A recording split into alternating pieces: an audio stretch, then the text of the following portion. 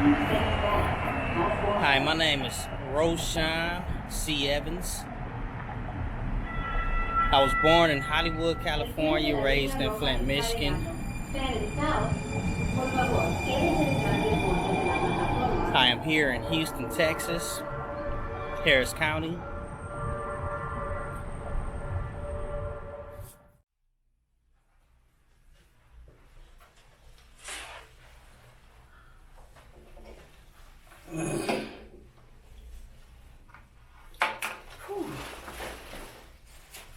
And it got cold outside in Houston, Texas. Yesterday, I promise, it was like spring, springish, summerish. Today, it is literally, it's winter. It's really cold. No, I restarted my video. I know I started talking over at I was outside at the train, but I wasn't too comfortable. I had to change locations so I can talk in a place where I felt a little more comfortable. You know, I didn't want to say something that may trigger a misunderstanding, or I know the topic in which I like to speak about, the topic in which I have to deal with on a regular because it affects my everyday life, is a topic a lot of people shy away from, run away from, wish not to talk about because of the severity of the offense. But what people misconstrue is when the offense that you have agreed to sign a plea deal, or offense that you may have been or pled guilty to, or offense that you may even been found guilty by a jury, may not always be accurate, because what they say may have happened just may not have happened. We sign plea deals all the time to avoid time because we just don't want to go through dealing with the amount of time that we may be faced with. I'm actually going to pull this camera up.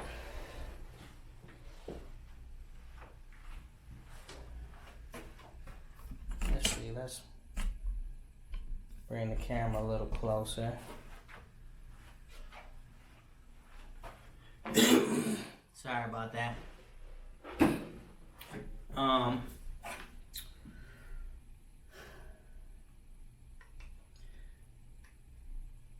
So no one likes to talk about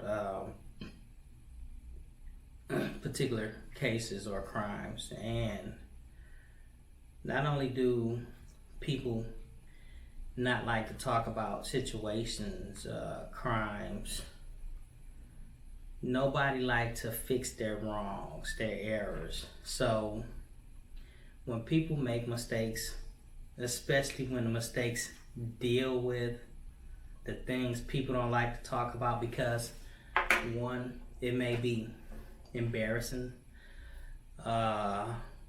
it may even cause you to do some self-reflecting, or it may cause you to apologize about something, admit that you made a mistake, admit that you are guilty of fumbling the ball, dropping the ball.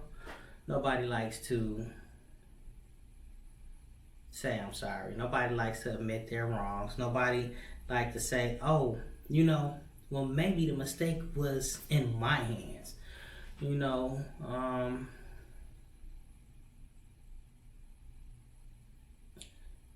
People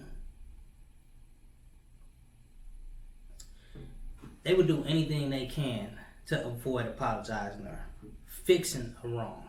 If the wrong is dealing with a mistake that they made, they would do anything in their power to avoid it, because nobody like to admit that they made a mistake, which is silly. But I'm here at UHD.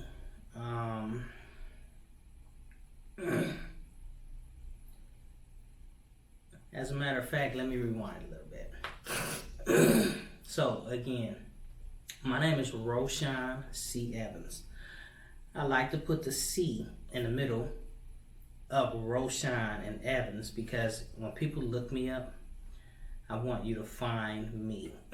I want you to get the real Roshan. I don't want you to find anybody else with the name similar to mine but don't have this face attached to the name. I want you to find the right person you're looking for, which is Roshan, Roshawn. Middle initial is C. Last name Evans, Evans. And I want to start, just in case if you've never watched any of my other videos before, if you hadn't had a chance to read my book, if you hadn't ran across any articles with my name attached to it, let me tell you who I am and why I am here. So, at the age of 17 years old, and if you want more details, feel free to order my book or just Google my name, look me up. But at the age of 17, when I was living in Flint, Michigan, cut. I never told you where I'm from. My name is Roshan C. Evans. I was born in Hollywood, California. I was raised in Flint, Michigan. I am here in Houston, Texas, Harris County right now as I do this video. But at the age of 17, when I was 17 years old,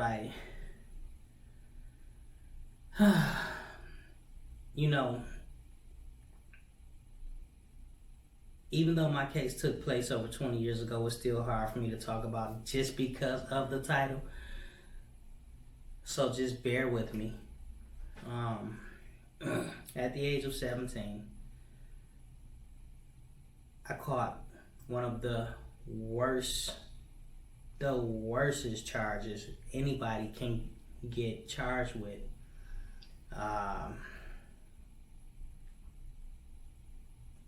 In American history. You have terrible charges like murder. In my personal opinion, some murders, they are actually justifiable in my book. But I'm not gonna get into that. And then you have rape. Terrible charge. Almost the worst charge. But when you put statutory, like that charge trumps all charges when you get into statutory.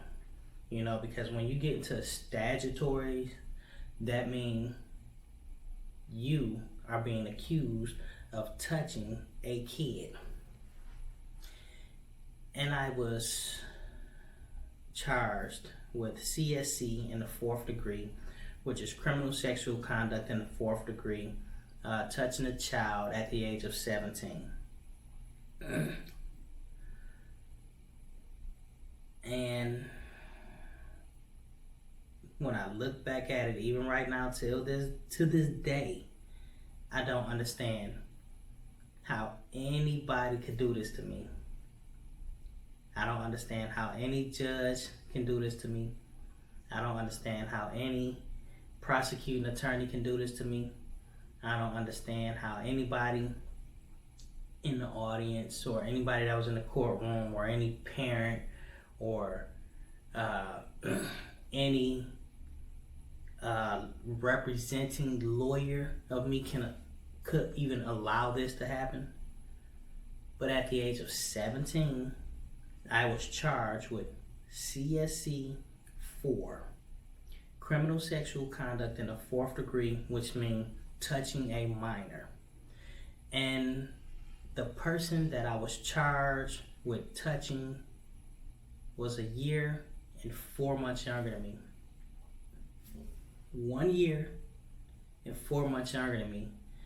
And in Michigan, the law states that you can't legally have any sexual contact if you are 16 years old and younger. It's you cannot legally have sex or any sexual contact unless you have a legal parent or guardian's consent. And you can legally have sex if you're 18 years old. It totally skips over 17. So it goes from 16 and under, you are a minor, can't do anything without a legal parent or guardian's consent, to you can consent at the age of 18 and up. And I was 17, and me and the female was a year and 4 months apart, literally 1 year and 4 months apart. And she snuck out of her home. I had no idea she snuck out of her home.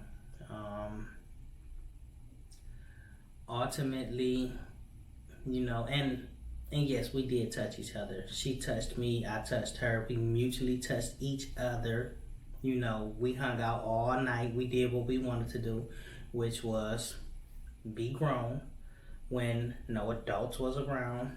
And ultimately, when she went back home, I don't know what actually took place upon her entering the house, but one thing I do know is that it was super late. I didn't have to, I didn't have curfews at the age of 17. I wasn't living with my mom, so this is not something that I had to deal with personally, so I don't know. The girl, I wish I would have known, that she snuck out of her house. Not necessarily saying that if I did know that if she snuck out of her house, that I wouldn't have hung out with her. Because, even as a kid at the age of 17,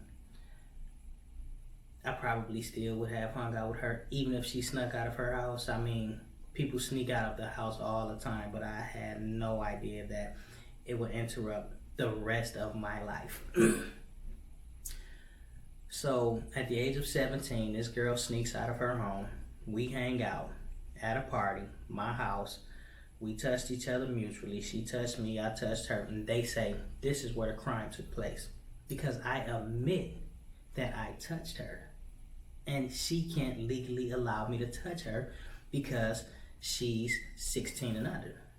She falls in that gap. We both were minors. We both were kids. We both were under 18. I didn't fall in the 16 and under gap, but I wasn't 18. We're a year and 4 months apart. She snuck out of her home. I didn't. Her mama flipped out. Ultimately, I ended up signing a deal to where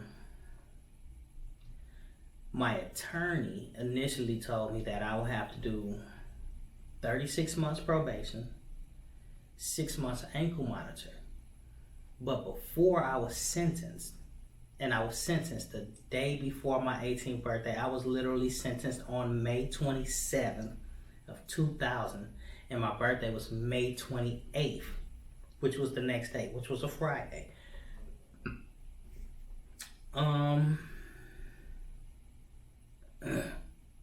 Before I got my sentence, the sentence that my lawyer told me I would get, which was 36 months probation, 6 months ankle monitor.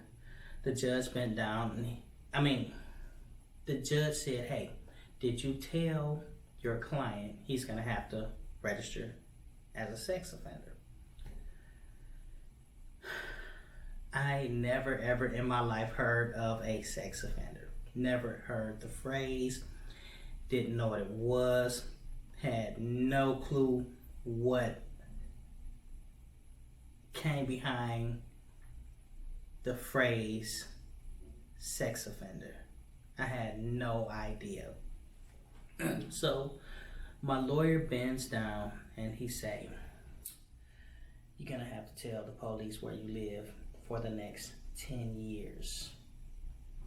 And I took this plea deal. I signed this plea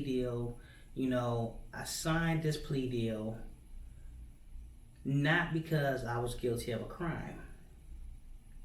I signed this plea deal because my lawyer told me, before he told me what they were offering, which was the 36 months probation and the 6 months ankle monitor, was that if I did not sign this plea deal, I would get 15 years in prison. And I could not imagine doing 15 years in prison for nothing. I was 17 years old, and 15 years was my life again. It's like, how could I do that? Why would I do any time? Like, how is this even possible?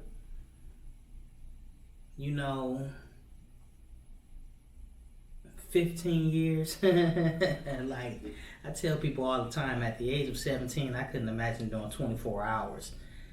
Like, the only thing I knew about jail and prison was what I seen on TV. And what I seen on TV with the barbed wire and the fence and, just being around all these guys that you don't know what they may do to you. It was scary. It was scary. And you talking about for 15 years, my life again? There was no way I was doing that. There was no way that I was going to take any time, especially for touching a minor. So I ended up signing this plea deal, thinking that I was going to sign a plea deal for the 36 months probation and the 6 months ankle monitor. And at the last minute, the judge said, did you tell your client he would have to register as a sex offender? He bent down and told me I would have to tell local law enforcement where I live for the next 10 years. I took the deal. Again, I couldn't do 15 years. I was sentenced the day before my 18th birthday, which means technically, to my knowledge, I should have been finished with this registry that I didn't know how it would affect my life at the age of 27. I'm 37 years old now, and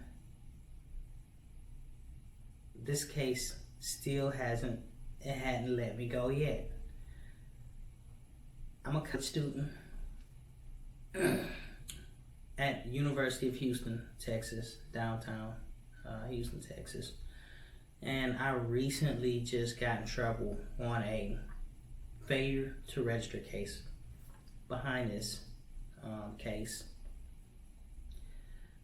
And I got in trouble. I just graduated college at HCC, which stands for Houston Community College. And I was the president of 2 organizations. Actually, I created one of the organizations, which was Pure Justice. And this was an organization, a college organization that, get students more politically involved at the community college level, to where, we educate them on the politicians, the political offices, what the offices entail, upcoming elections, and, just getting people involved, whether it's registering people to vote, getting the college kids on campus registered to vote, bringing candidates up from around Harris County to come up to the campus so they can explain what position they're running for and who they are and why you should vote for this particular candidate.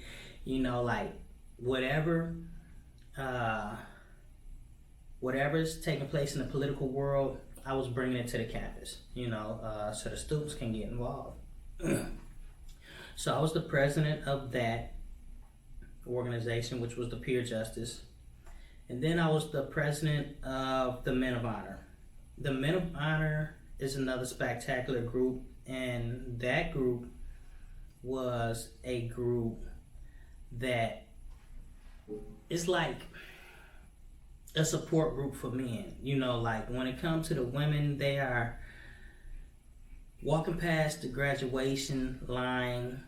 For every one minority male, it's 4 minority women walking across the stage, and the numbers is just, it's ridiculous, so when you look at the women and you look at the support group that they have, the support they show one another, the uplifting and the pushing and the promoting and the reaching back to pull you across the same line, no matter the problems and issues they have, it was something similar to that, where we as minority males push and promote and uplift one another, and we walk with each other all the way until the graduation date, so we can all graduate together to increase the numbers of minority males graduating at a college level.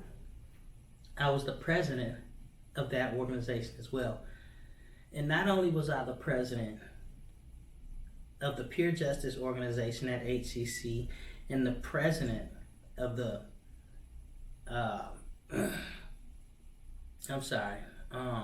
the Minority Male Initiative, the Men of Honor at HCC, Houston Community College, I was also an honor student. Yes. And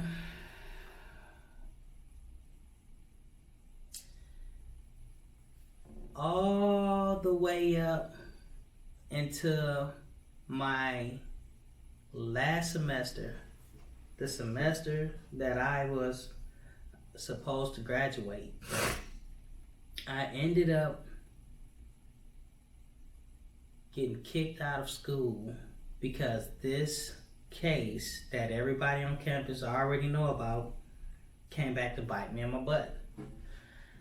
Now, my case isn't secret to anybody,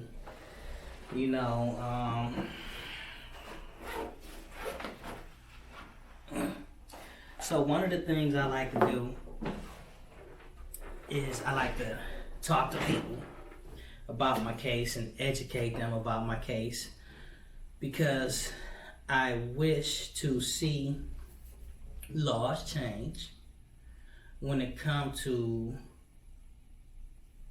poor people, minorities, when it comes to the criminal justice system.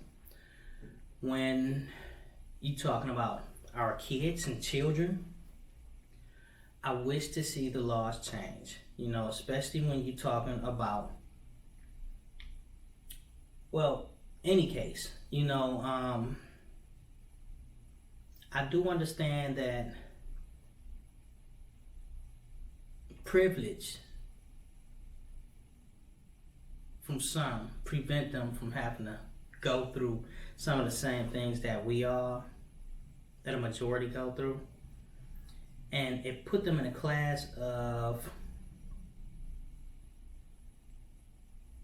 I believe, not really understanding as to how things work or how things really affect people.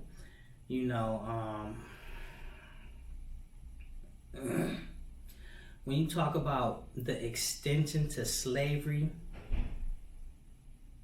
is the criminal justice system, and how we are disproportionately sucked in, tried,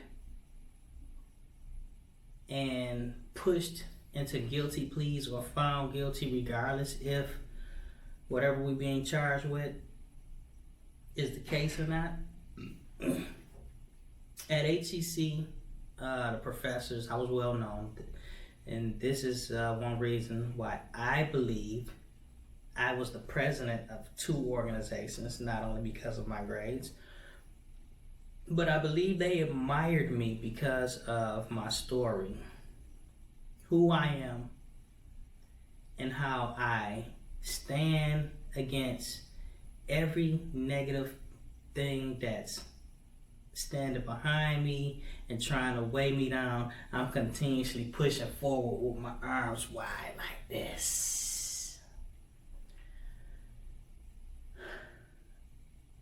So I tell my story, and not only do I tell my story verbally, I wrote a book.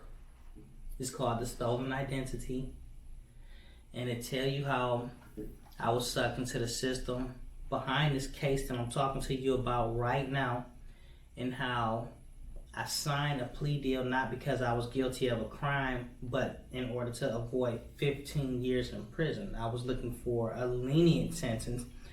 I was afraid to put my life in the hands of a judge that didn't care about me, or jury that don't know me. 9 times out of 10 don't care about me. So I took this deal. And again, I should have been off at the age of 27. But for some reason, this case would not let me go. At HCC, the semester right before I should have graduated, I got into a nonverbal altercation with another student where the police was called. And when the police was called, they ran my name, seen my case, and literally put me out of school right before my last semester. And I thought it would be an easy fix, especially me being who I am, with me being as open as I am about my case, with me having a book, with me doing all the book signings on campus and telling everybody about my case, with me being set up and HCC been giving me a platform to talk about my story on campus. I didn't think that they would hold me out of school for too long. I thought it would be something that should not take too long to fix.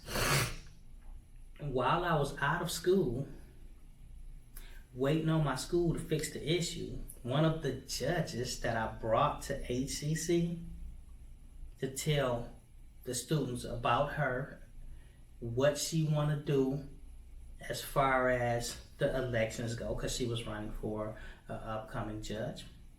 And she did get elected. And with all the work that she see me do, with me bringing her up to campus and giving her a platform to talk to the students, to bring more votes to her agenda, when she was finally elected, she gave me the opportunity, because she know I'm a student, a political science major, and I want to become a lawyer because of what happened to me, because this is one of my ways of fighting back to prevent this same thing from continuously happening to other minority males, poor people, young adults, that happened to me. So she gave me the opportunity to intern in her courthouse, and while I was interning in her courthouse, from what happened to me at HCC, from being kicked out because of my touching a minor charge when I was a minor with another minor that was just like me, that's a year and 4 months younger than me.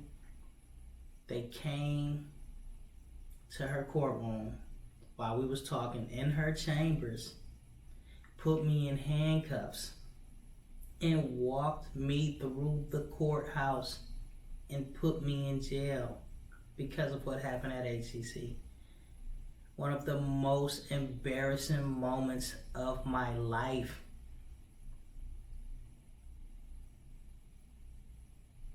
I should have been done with everything in 10 years.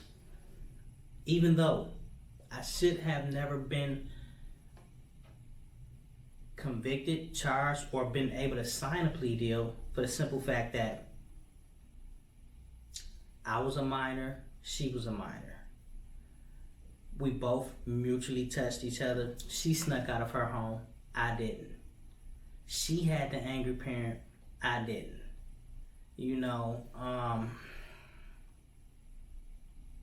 I signed a plea deal. I didn't have any parents or adults or anybody in the courtroom with me that was giving me support at that time. I didn't think I needed anyone. I really thought that I can handle it by myself. But this has gone on for far too long,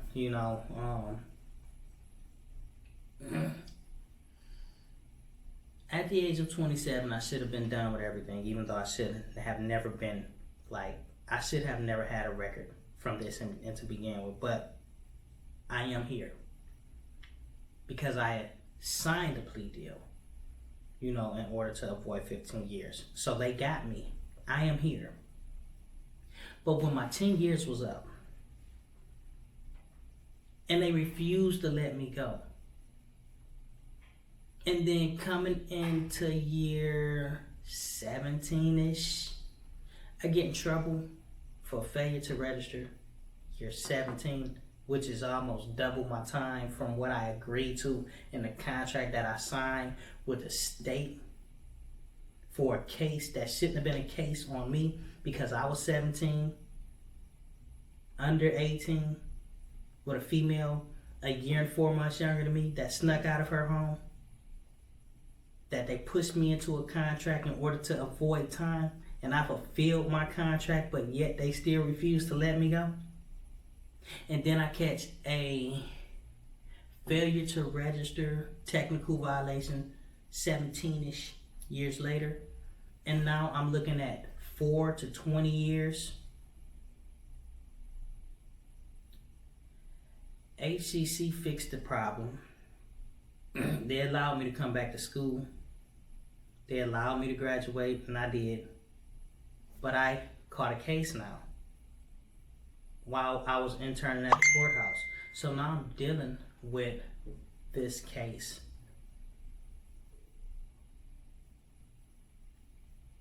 And I don't want to, it's like, when will I be free? When will this case let me go? When will all this be resolved? When will somebody come and stand up and say, you know what, I made a mistake. Let's fix his issue. I'm sorry, I shouldn't have did that to that boy when he was a kid. I know me and my daughter, we had whatever problems we was having, and I should have handled that in my home, but yet I took it out on him. When will, if the girl said something to her mom that triggered this, when will she say, Mom, I'm sorry, you know what?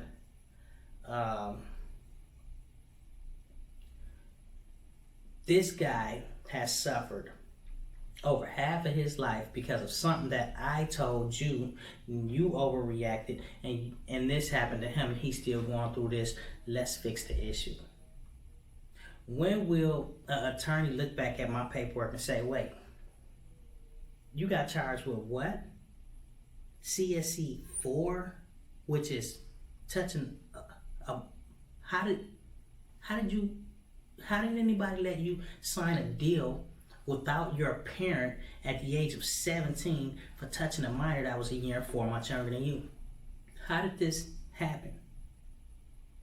Let's fix it. When will somebody at the state level say, wait, why is he on the registry still when he agreed to sign a contract for something he shouldn't have signed a contract for, and his contract said 10 years, but yet it's 20 years.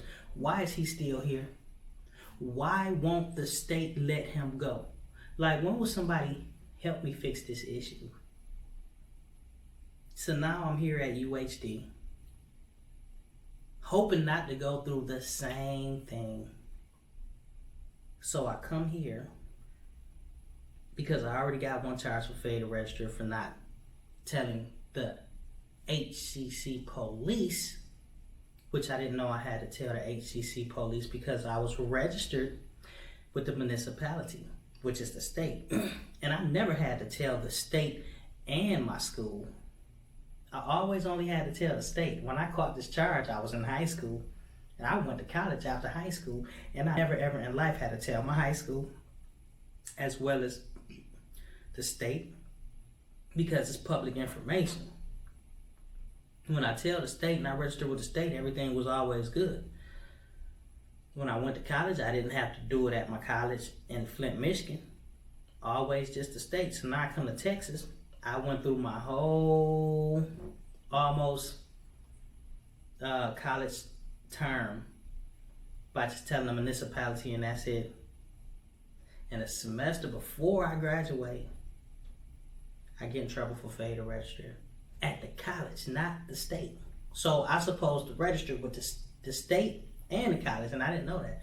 So now I'm looking at 4 to 20. So I don't want this to happen again. So I'm here at UHD. UHD rules at this campus is a little tougher than HCC. They actually want you to tell or check in with UHD before you enroll, or before you start class rather. And then when the semester is over, they want you to check in when the semester is over as well. So I've checked in at the beginning of this semester, which was my first semester, and the semester ends today.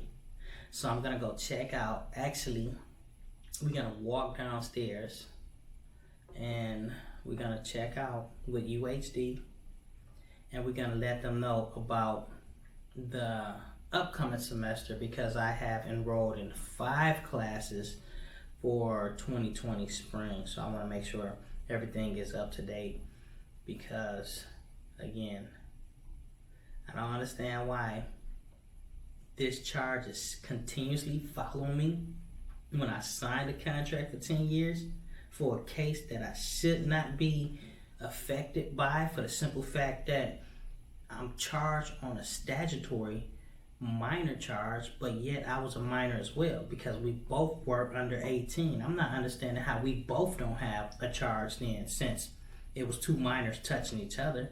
It's like, why me? Is it because I'm a minority male sitting in the courtroom by myself with no support, and she had her mama, and her mama did all the talking, and she didn't say anything, and her mama was talking about something that she had no clue about because she was not there?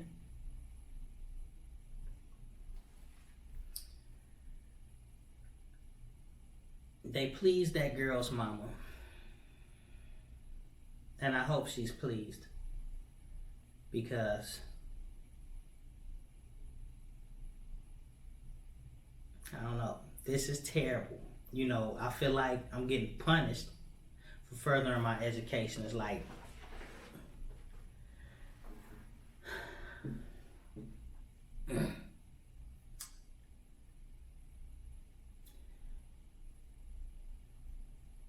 people, the corruption, laws, the things they do to people of color to prevent them from excelling and reaching particular points in life. It's amazing that nobody has stood up to stop all the abuse of power when it comes to the law, the criminal justice system, minorities, and poor people.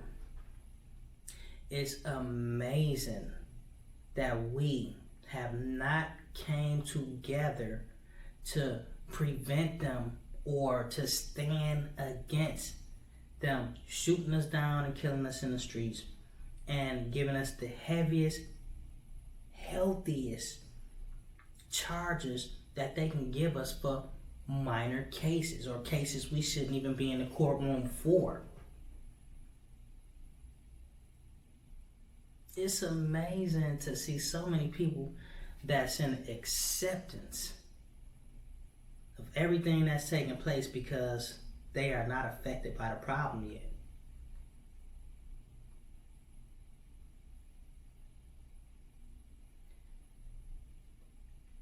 One day, I will see justice. And one day, everything that I'm looking at that's wrong with the system, it will change. But it's not going to change until we stand up and stand together.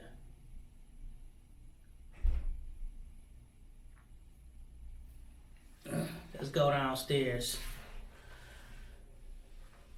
Let's go ahead and check in with UHDPD so I don't find myself with another failure to register for educating myself.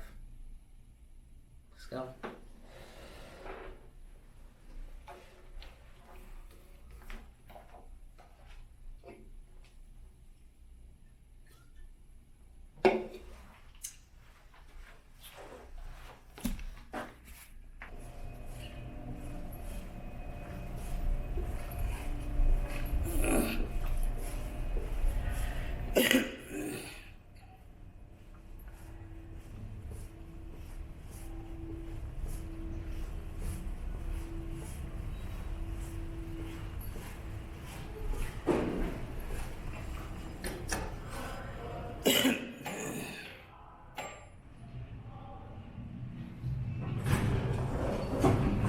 Floor 4, going down. You know, last time I went to go check in, they were so rude. Floor 3. They were. What's going on now? Last day of school. Yeah. Yeah. So, last time I went to go check in, they were so rude because of the case. You know, like when people hear the title of the charge, you know, people want to immediately put a block up, drown you out, just assume that you a monster. Nobody think of, like, how did you actually get here? Nobody take the time to say, or people who had the power, or do this work. Nobody do the research to see what actually happened, what actually took place. Is this elevator working?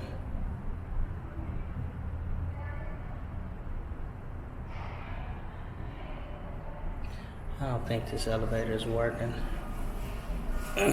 But, you know, people get the charge and they automatically want to, this stairwell only go up. They want to assume the worst. Like, oh, you know, like,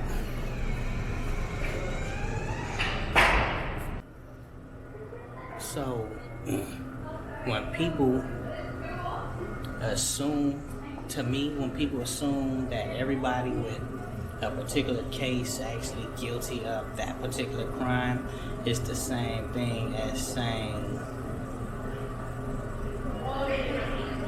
the law is 100% accurate, or it's saying our justice system is perfect.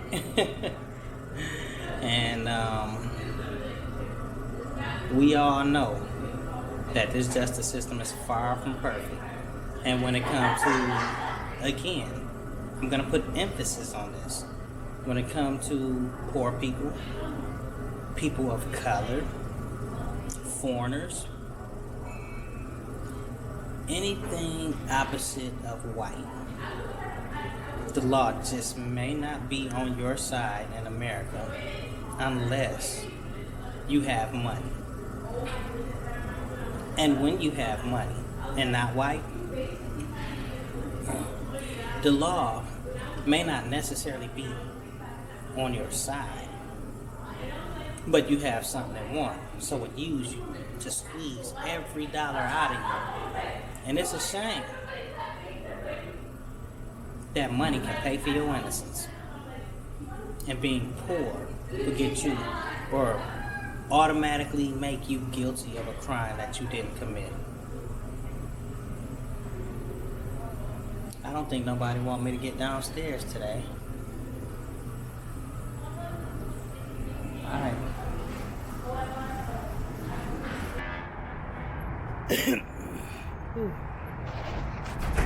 Alright. It's freezing outside. I had to find an elevator that would actually take me downstairs today. So I'm gonna walk in here, fill out my paperwork, and I'm going to deregister for the semester and re-register for my next semester. And hopefully they don't give me a hard time. Last time they were so rude, angry, and upset for I don't know what. But I hate going in here dealing with these people. So, alright.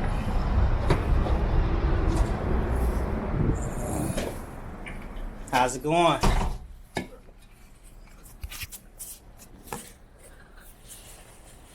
Got to register.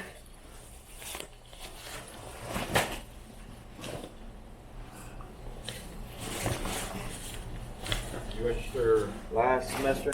I did. I'm registering out and then re-registering for the upcoming semester. You have your ID information? I do.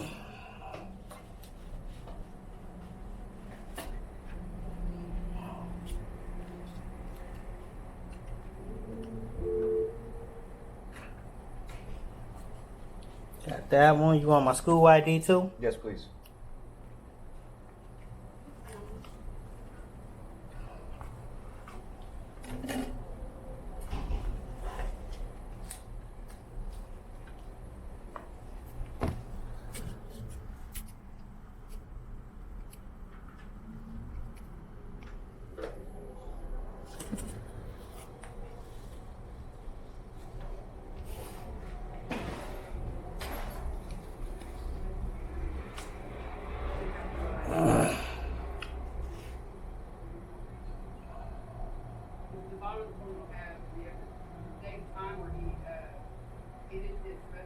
Right.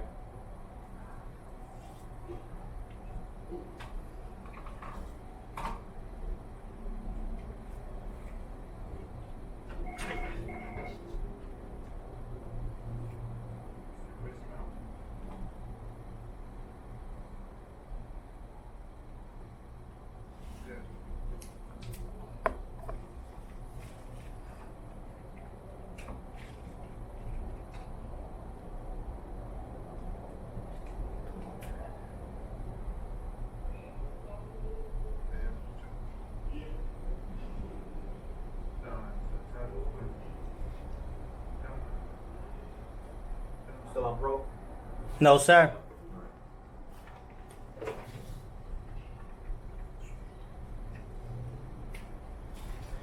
Do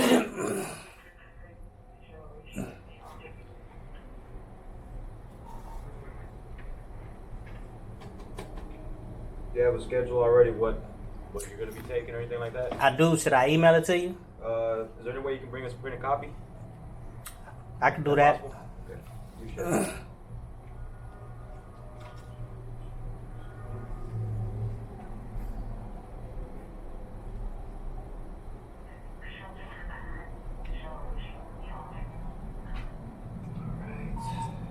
Today's your last day for the semester? It is. Okay.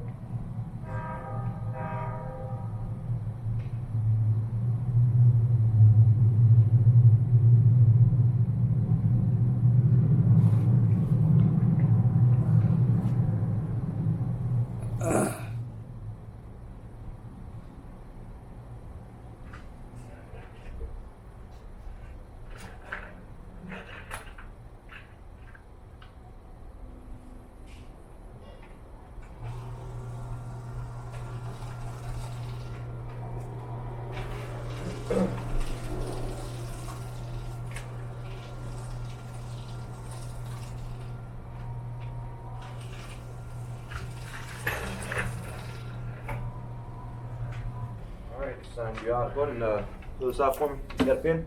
I do.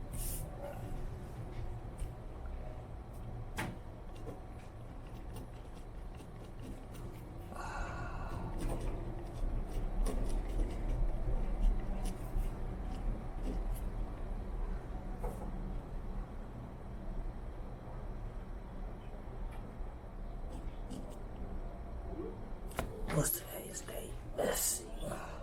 It's a registration date. December 11th, 2019 at 10:26.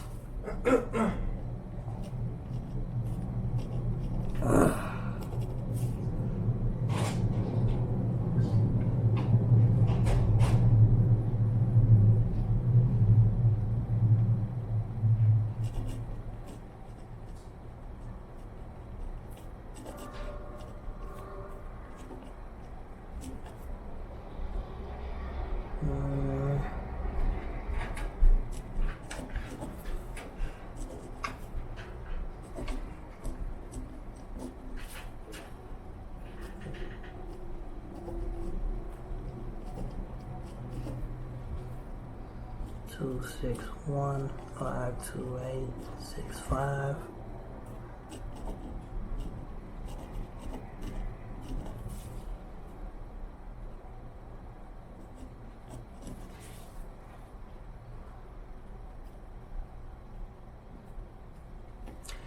Let's see.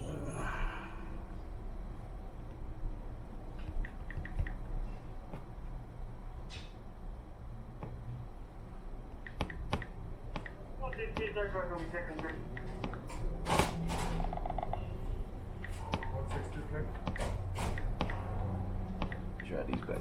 Thank you. No problem.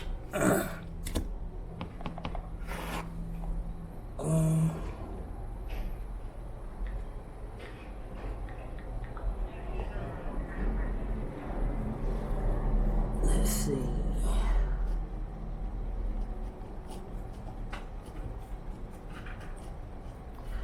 That's the word. Tentative.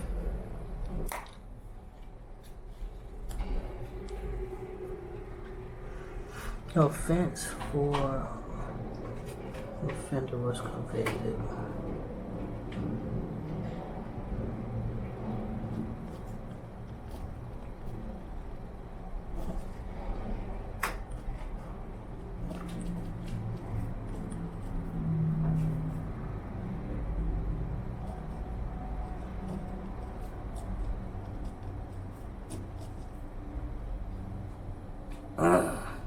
Conviction 5/27/2000, day before my 18th birthday.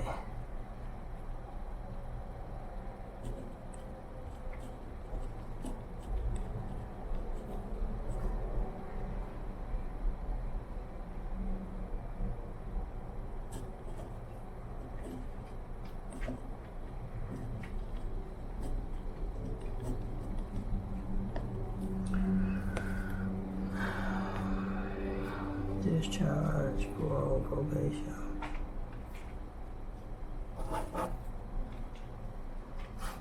Duty to register.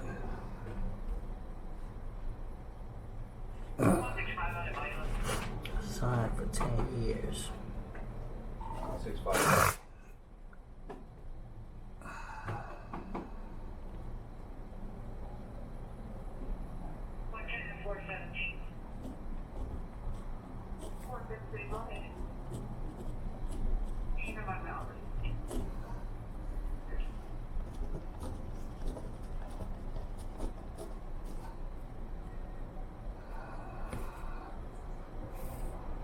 Caseworker.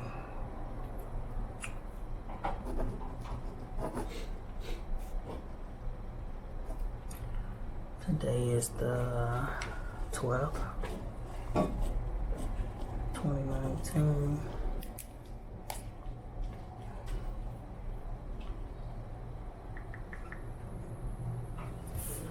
Last time they wouldn't give me a copy of this.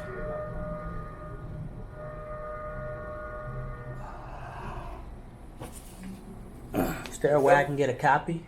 Yes, sir. Give me 1 second. Thank you. How you doing? Go soup again?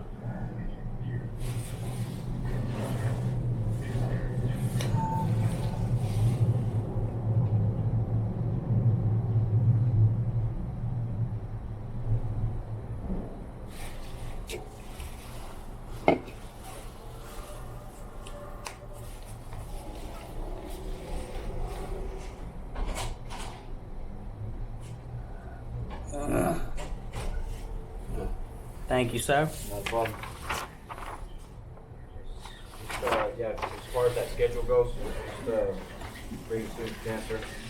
Okay.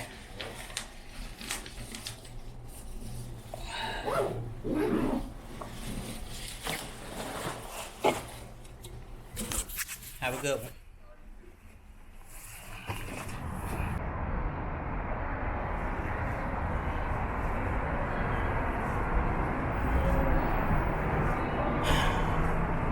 I must say, going in there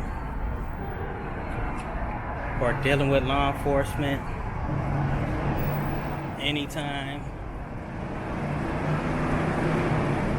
it could be a little nervous. I can get a little nervous. I don't have good experiences with law enforcement. So when I have to interact with law enforcement,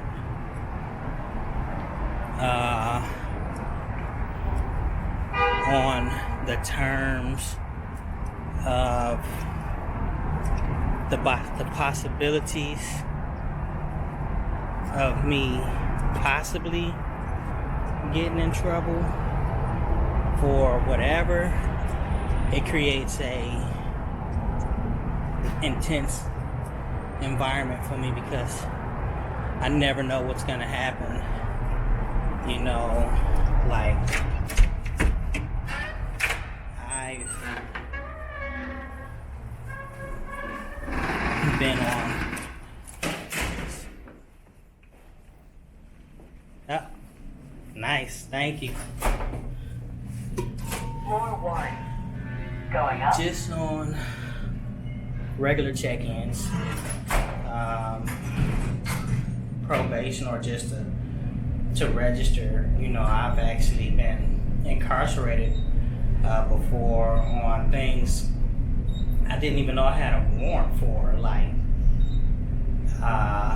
one time I was literally arrested for a $21.65 check that supposedly was cashed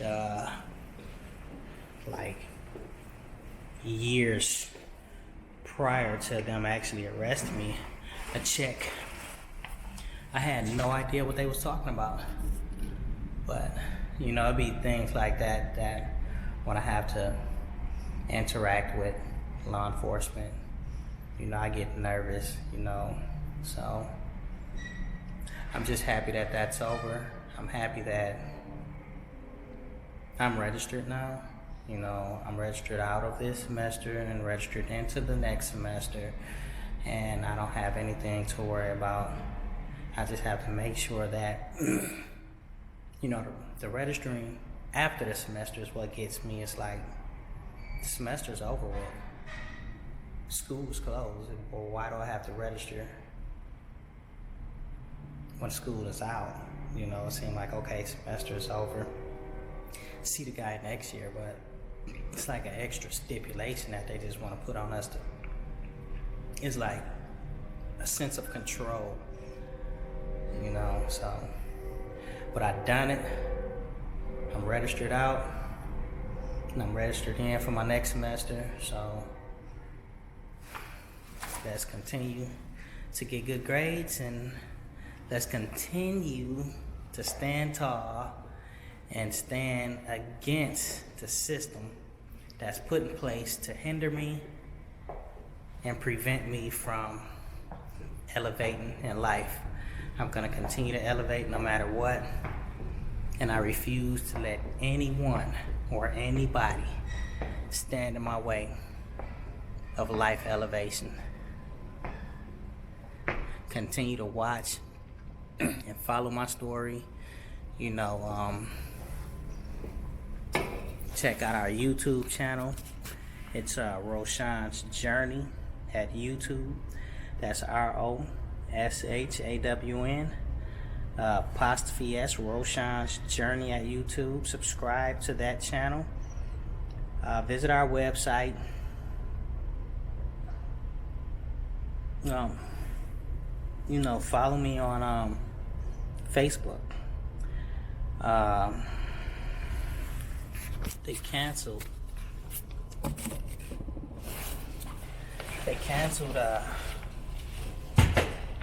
my social media page about 2 months ago. My Facebook used to say Roshan C. Evans. Now my Facebook, it says Ro C. Evans. So follow my Facebook page at Ro C. Evans. They also canceled, due to this case, they canceled my Instagram page. I had thousands of followers on Instagram. I have to start fresh now. So follow me on Instagram. My new Instagram name is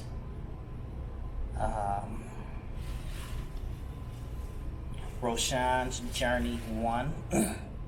My Instagram name used to be Roshan's Journey, but now it's Roshan's Journey 1. So follow my Instagram at Roshan's Journey 1. Follow my Facebook at Ro C. Evans. And go ahead and subscribe to the YouTube channel, which is Roshan's Journey at YouTube.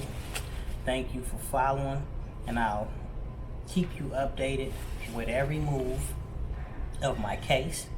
I'll keep you updated with every move of my journey when it comes to this case in general.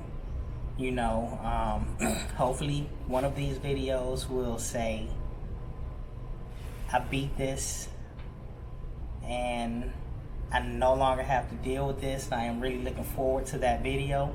But as of now, this is my life, and this is what I have to deal with. So thank you for watching, and I'll see you on my next video.